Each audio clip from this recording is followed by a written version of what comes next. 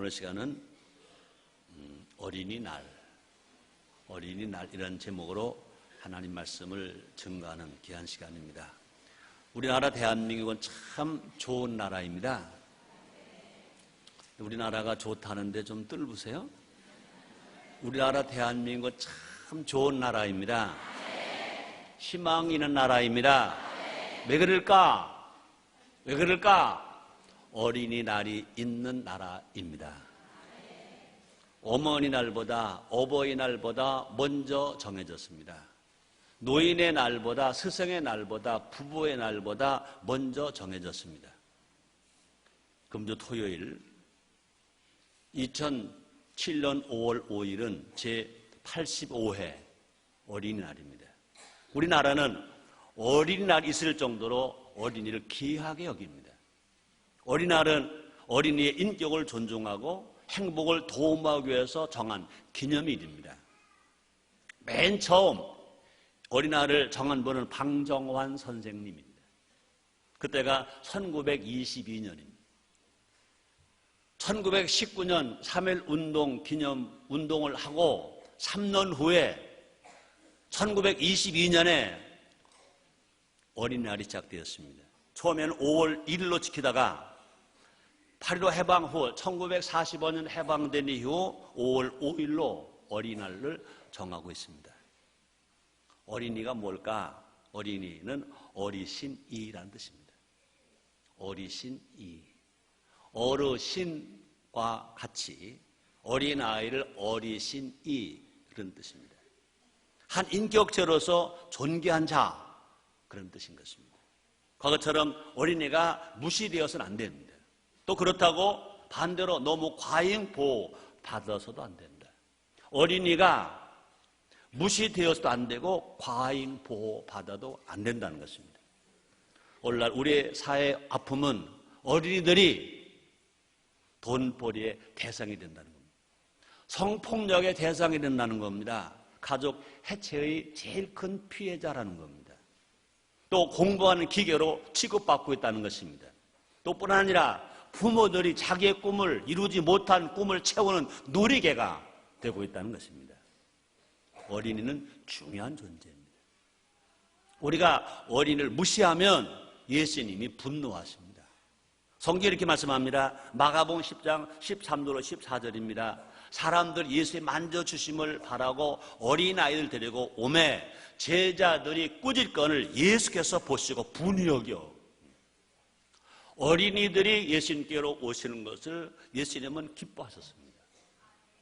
이 모습을 본 제자들이 꾸짖습니다. 가지마, 데려오지 마.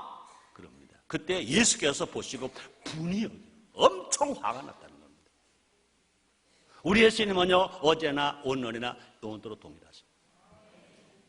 또 예수님은요 어린아이를 귀하게 아주 귀하게 대하셨습니다.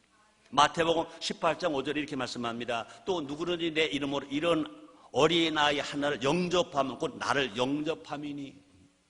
우리 예수님 말씀하십니다. 어린아이 하나를 영접하는 것이 나를 영접한 거다. 예수님을 영접한 거다. 예수님이 귀한 것처럼 어린아이가 귀하다. 이렇게 말씀했습니다. 또 뿐 아니라 예수님은요 어린아이를 축복하셨습니다. 마가복음 10장 16절에 이렇게 말씀합니다. 그 어린아이들을 안고 저희 외에 안수하시고 축복하시니라. 어린아이를 안고 안수하시고 축복하시니라. 따라합시다. 어린아이를 안고 안수하고 축복한다. 여러분 한번 생각해 봅니다. 내가 정말 과연 어린아이를 내가 안고 있는가? 어린아이에게 내가 정말로 안수하고 있는가? 어린아이가 정말로 잘 들어 내가 복 빌어주고 있는가? 내가 축복하고 있는가? 이 시간 어린아이를 맞아서 어린이는 무엇을 먹고 사는지 알아보자는 것입니다. 어린아이에게 우리가 정말로 줄 것이 뭐냐, 먹일 것이 뭐냐 알아보자는 것입니다. 그러므로 어린아이들에게 최고의 어린이날 선물을 줍시다.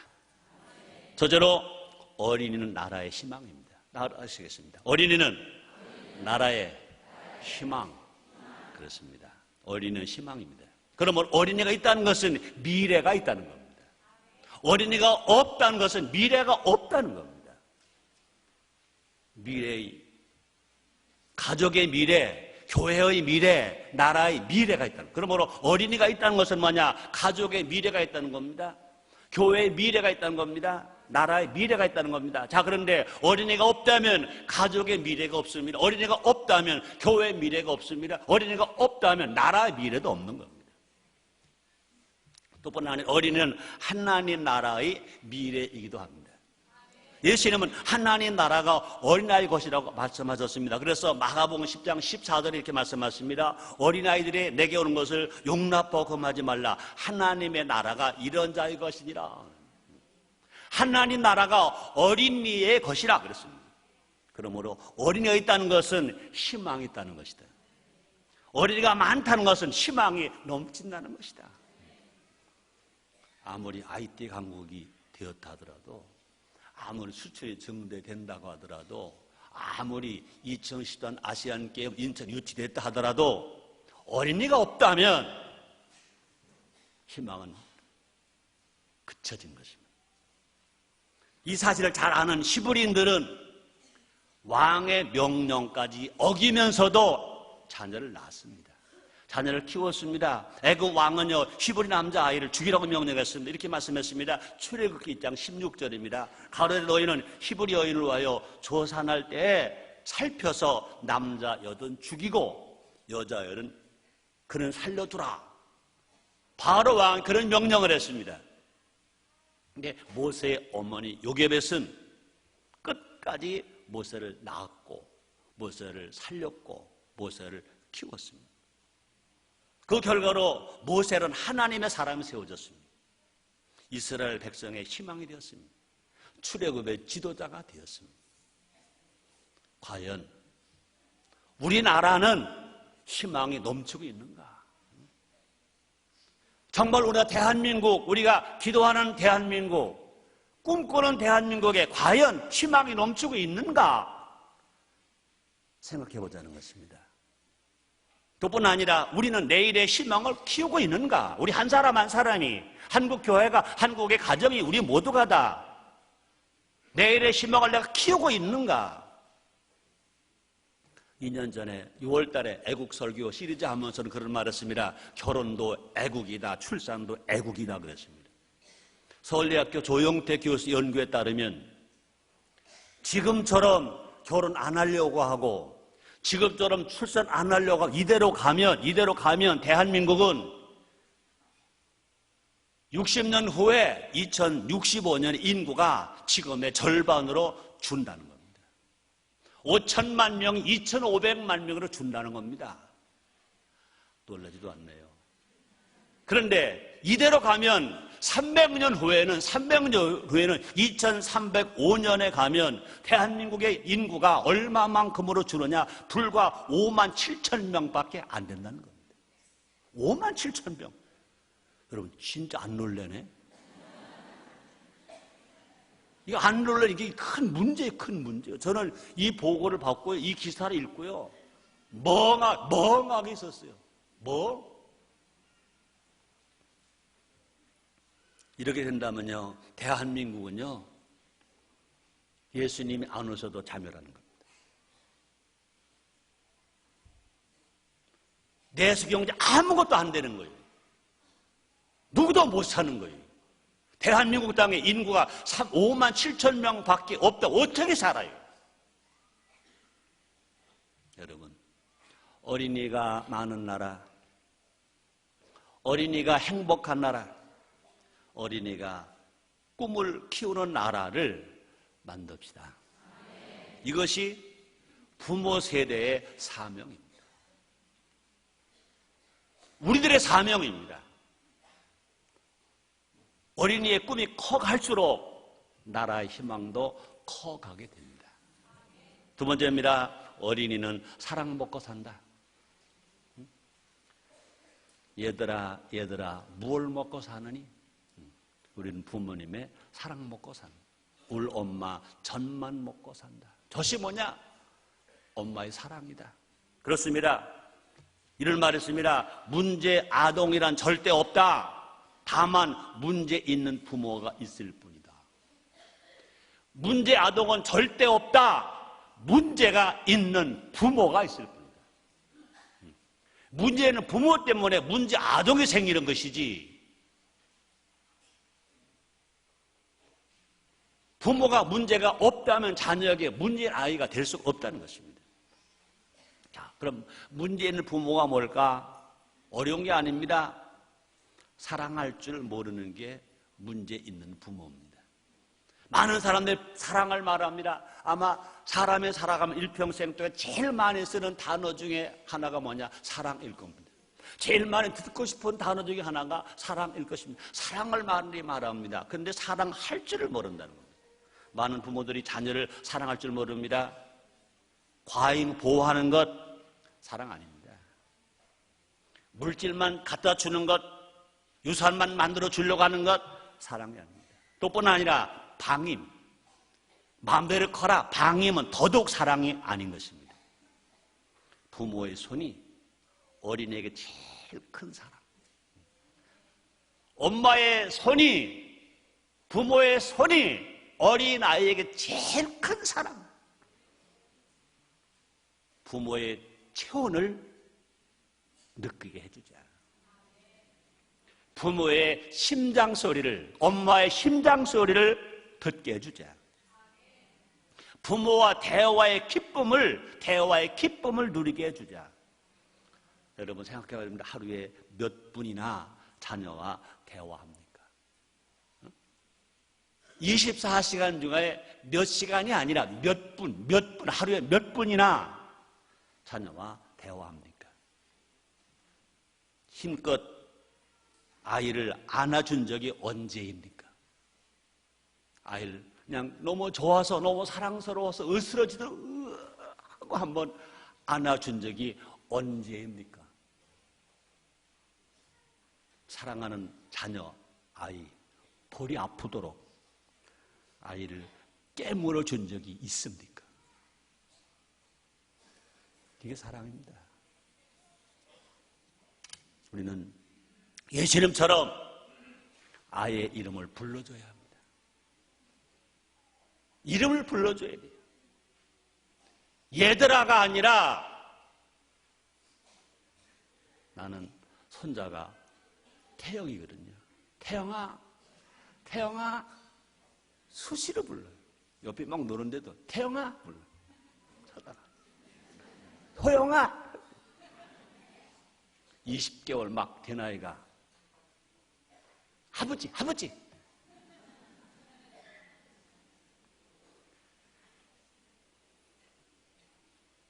누가복음 18장 16절에 보니까 예수께서 그 어린아이들을 불러 가까이 하시고 이를 불러줬다니.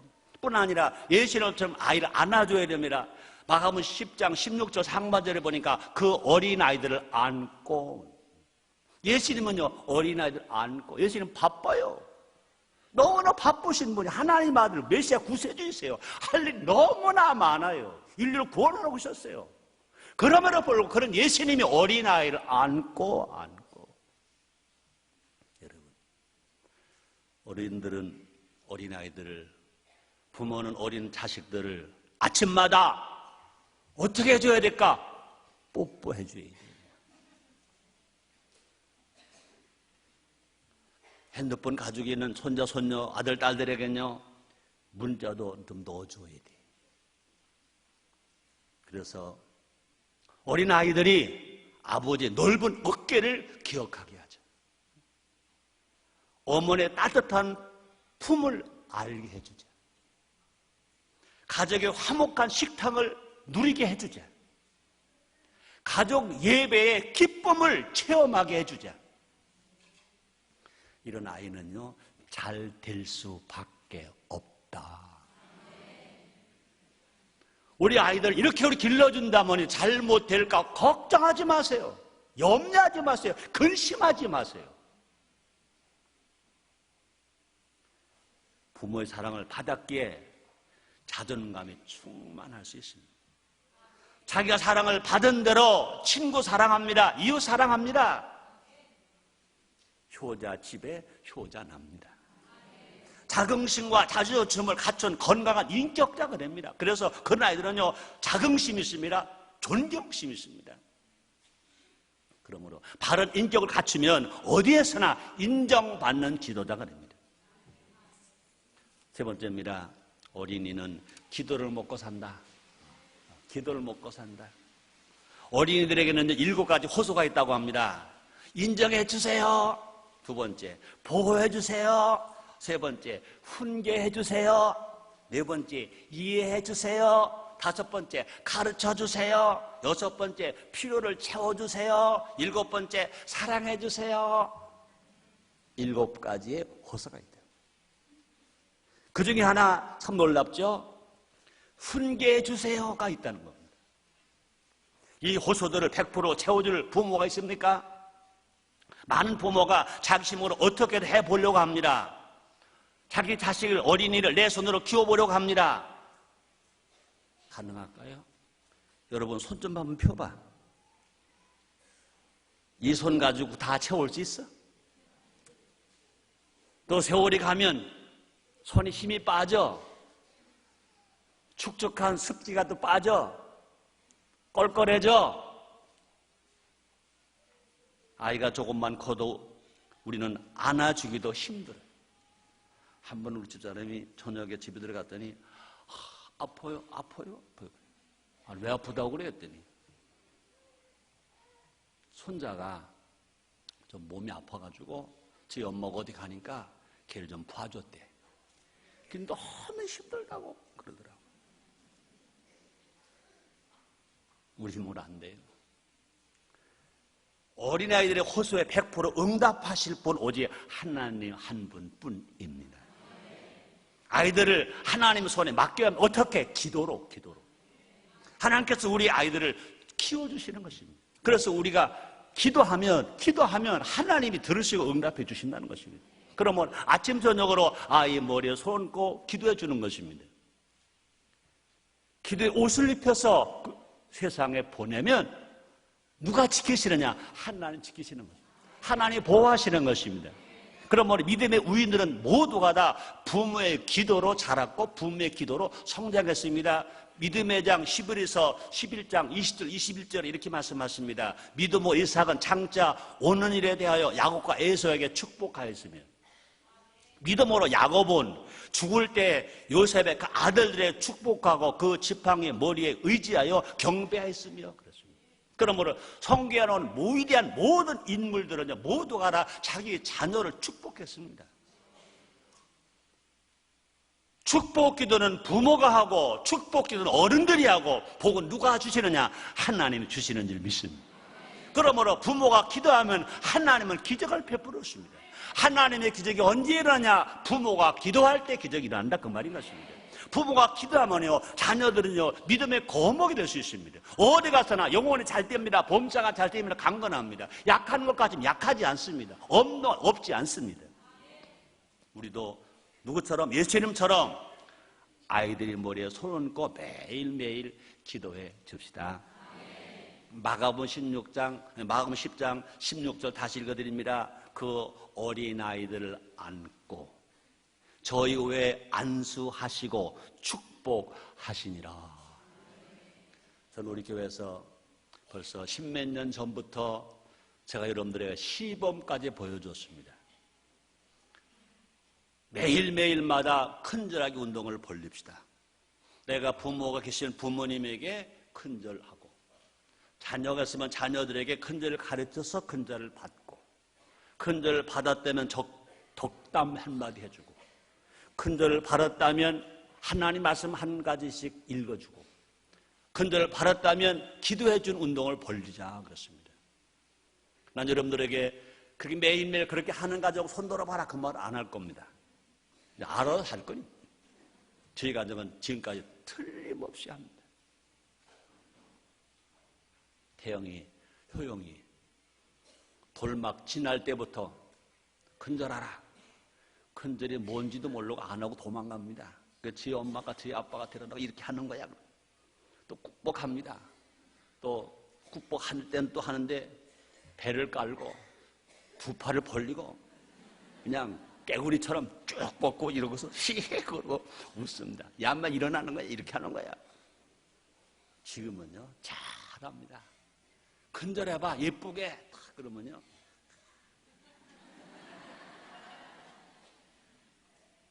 그러고 안녕히 주무세요. 그럼 걔들이 두 아이들이 막 쏜다 달려옵니다. 지금 효영이는 20개월밖에 안 됐으니까 큰절하는 것을 할 때 안 할 때 그러다가도요 축복기도 하는 시간 되면요 저 형보다 먼저 들어와서 기도를 오른쪽 다리에 큰 손자 앉히고 왼쪽 다리에 작은 손자 앉히고 같이 기도를 합니다. 하나님 기도가 끝나면요 큰 놈보다 작은 놈이 큰절은 아주 개떡같이 하는 놈이 아멘은 너 아주 토하고 확실하게 아멘. 그것이 나에게는 얼마나 기쁨인지 몰라. 매일매일. 그래서 내가 밖에 갔다 늦게 들어오면 걔들 10시 지나면 자니까 할 수만 있으면 걔들 큰절 받으려고 걔들 내가 안아주려고 축복기도 해주려고 할 수만 할 땐 빨리 오려고 와요. 여러분 이건 다른 게 아닙니다. 예수님이 그렇게 가르쳐 주셨습니다. 기도하는 것만 예수님을 닮는 게 아닙니다. 전도하는 것만 예수님 닮는 게 아닙니다. 어린이들을 안아주는 것도 예수님 닮는 것. 어린이들에게 안수해 주는 것도 예수님을 닮아야 합니다. 어린이들에게 축복해 주는 것도 예수님을 닮아야 합니다. 지금 흘린 부모의 눈물의 기도는 부모에게 영광의 멸로관이 됩니다. 여러분 성경적으로 보세요. 사무엘로 인해서 한나가 기억됩니다. 사무엘 그러면요 한나가 그대로 연상됩니다. 성 어거스틴으로 인해서 그 어머니 모니카가 존경을 받습니다. 성 어거스틴 그러면요 그냥 우리 생각 속에 떠오르겠습니다. 어머니 모니카. 모니카. 요한 웨슬레 그러면요 그 어머니 수산나가 칭찬받습니다. 왜요? 한나가 기도했습니다. 모니카가 기도했습니다. 수산나가 기도했습니다. 그래서 사무엘이 되었고 성 어거스틴이 되었고 요한 웨슬레가 되었습니다. 기도로 키운 자녀들로 인해서 우리도 하나님께 상 받습니다. 네 번째입니다. 어린이는 칭찬을 먹고 산다. 칭찬이 좋다는 것을 모르는 사람 아무도 없을 것입니다. 부모라면 칭찬은 자녀 교육의 핵심임을 잘 알고 있습니다. 알기는 잘 아는데 막상 칭찬에 능한 부모는 많지 않다는 것입니다. 많은 부모들이 야단치는 것으로 하루를 보냅니다. 칭찬할 것이 별로 없다고 말합니다. 어린이들이 야단을 맞을 짓만 하고 있다는 겁니다. 어른들이 아이들의 결절만 보기 때문에 그런 것입니다. 99건의 실투투성이라 하더라도 한 가지 이상은 잘하는 것이 분명히 있다는 것입니다.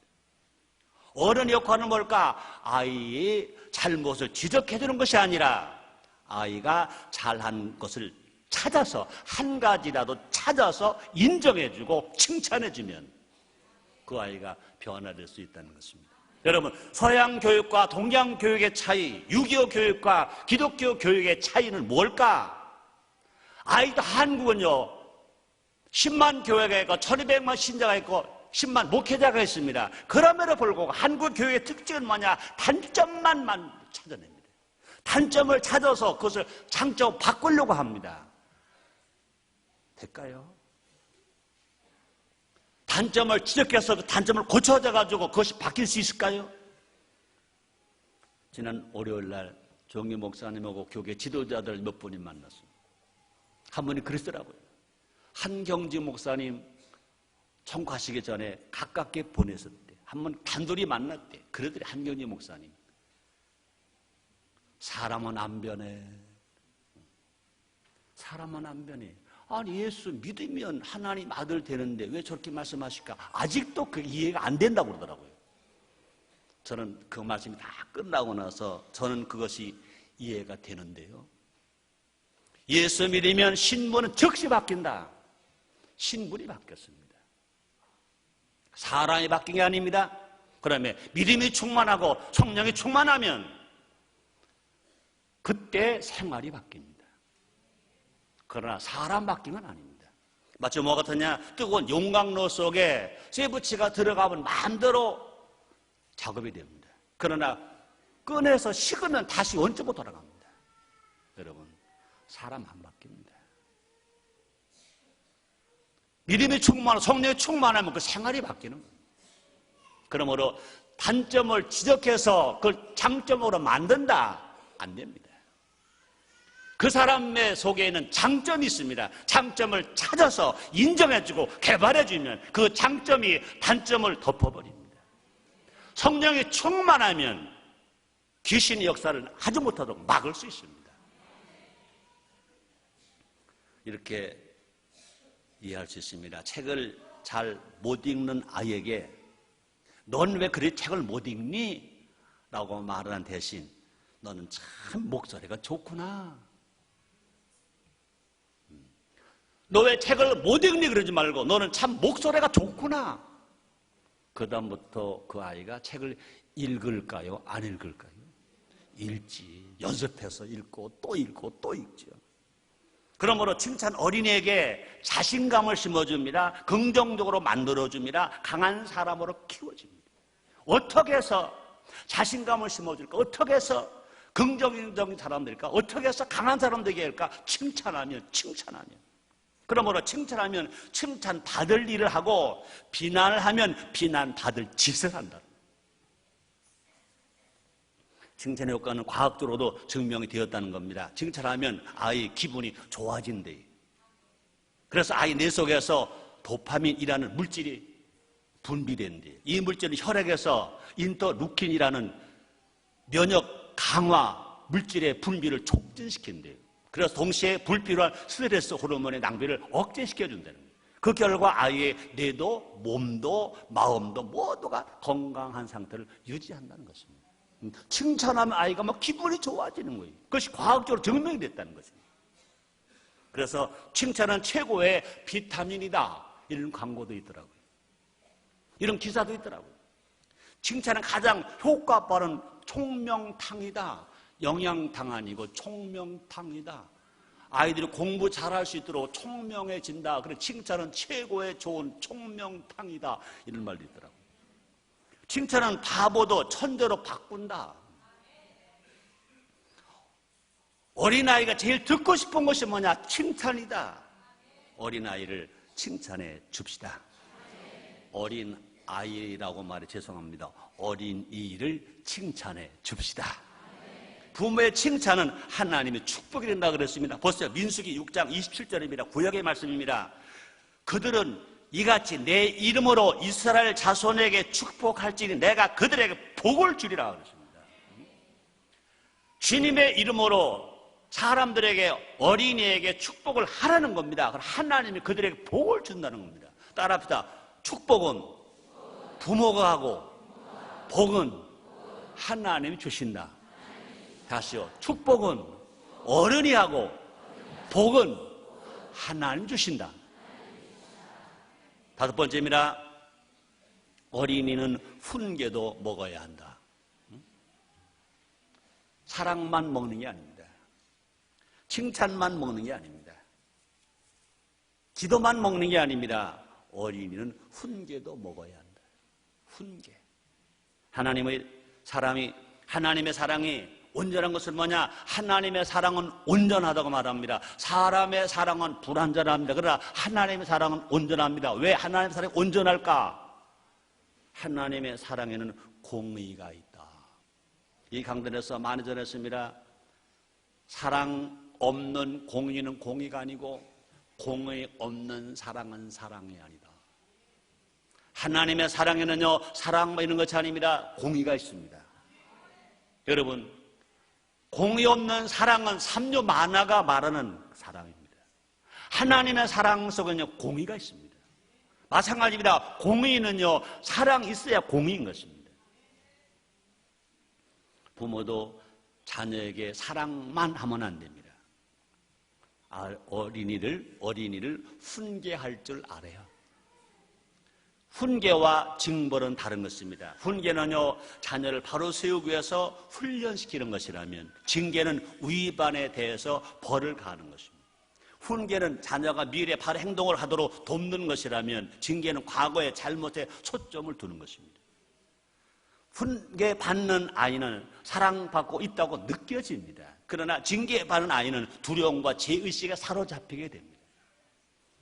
성경은 훈계하라고 명령하십니다. 에베소서 6장 4절입니다. 바울이 한 말입니다. 또 아비들아 너희 자녀를 노엽게 하지 말고 오직 주의 교양과 훈계로 양육하라. 한번 따라하시겠습니다. 오직 주의 교양과 훈계로 양육하라. 그렇습니다. 내 생각대로 훈계하는 것이 아니라는 겁니다. 우리 주의 교양과 훈계로 하라고 명령하셨습니다. 말씀하셨습니다. 그럼 주의 훈계가 뭐냐? 성경 말씀으로 훈련시키라는 것입니다. 주님의 말씀으로 훈련시키라는 것입니다. 많은 부모들이 원칙 없이 자녀를 양육합니다. 부모의 기분에 따라 옳고 그름을 결정하려고 합니다. 하나님의 꿈이 아니라 부모의 꿈을 강요하기도 합니다. 성경 말씀이 훈계의 기준이 되어야 된다는 것입니다. 성경 말씀이 아이들 영혼에 새겨져 있어야 된다는 것입니다. 잔인한 영상물과 게임이 아이들을 사로잡아서는 안 된다는 것입니다. 어린이들은 본대로 따라하기 때문에 그렇습니다. 잘못이나 생각도 하질 못합니다. 성경 말씀을 심어줘야 합니다. 그래서 신명기 6장 7절인데 오늘 본문 말씀이 있습니다. 네 자녀에게 부지런히 가르치며 집에 앉았을 때든지 길에 행할 때든지 누웠을 때든지 일어날 때든지 이 말씀을 강론할 것이며 성경 66권의 말씀을 모세 시대의 말씀을 모세 오경의 말씀을 성경 말씀으로 훈계할 때 어린아이들이 형통하게 된다 그랬습니다. 시편 1편에 보니까 1절, 2절, 3절입니다. 복 있는 사람은 악인의 길을 쫓지 않고 죄인의 길에 서지 않고 오만한 자리에 앉지 않고 오직 하나님의 말씀을 즐거움으로 주야로 묵상한 자로다. 저는 시냇가에 심은 나무가 시대를 쫓아 과실을 맺으며 그 잎사가 마르지 않은 같이 모든 행사가 다 형통하리로다. 하나님 말씀으로 훈계하면 모든 행사가 형통한다는 겁니다. 그런 사람들에게 주님 말씀하십니다. 사랑하는 자여 내 영혼이 잘됨같이 내가 범사가 잘되고 강건히 내가 간구하노라 말씀하십니다. 성경 말씀을 양육할 때 어린이들이 온전케 된다. 그래서 디모데후서 3장 16절 17절에 사도 바울은 이렇게 말했습니다. 모든 성경은 하나님의 감동으로 된 것으로 교훈과 책망과 바르게 함과 의로 교육하게 유익한 이는 하나님의 사람으로 온전케 하며 모든 선한 일을 행하게 온전케 하려 함이니라. 우리가 성경 말씀으로 양육하면 훈련시키면 온전한 사람이 된다는 것입니다. 결론입니다. 오늘 설교는 어린이날입니다. 우리나라는 어린이날이 85년 전에 정해진 나라입니다. 어린이는 우리의 희망입니다. 나라의 미래입니다. 하나님 주신 기업입니다.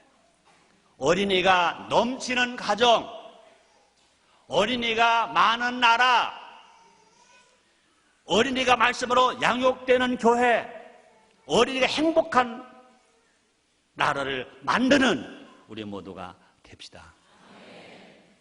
그것이 바로 천국입니다. 지금 내 바로 앞에서 태어나 처음으로 교회에 이제 축복 기도 받으러 온 아기가 막 울거든요. 괜찮아. 엄마야, 걱정하지 마. 걔들이 더 많으면 좋겠어요. 나는 솔직하게요, 어른들 수보다요, 애들 수가 더 많으면 좋겠어요.